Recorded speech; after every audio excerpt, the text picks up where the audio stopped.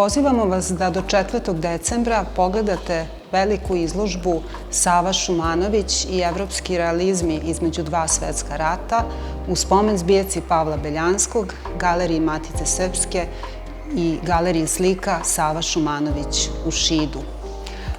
Ukupno 102 dela biće izložena na ovoj izložbi i u njima saznaćete o relacijama Šumanovićevog slikarstva sa tokovima koji su bili aktuelni na evropskoj umetničkoj sceni i takođe da je Sava Šumanović bio ravnopravan član te umetničke scene.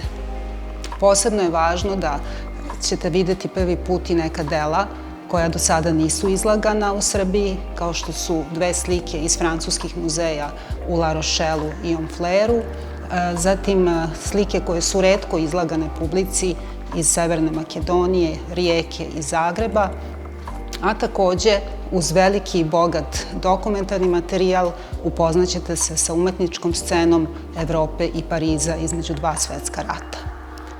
27. oktobra imat ćete priliku da uz tumačenje na znakovnom jeziku čujete predavanje Tamare Ognjević, koja će upravo približiti parijsku umetničku scenu u međuratnom periodu.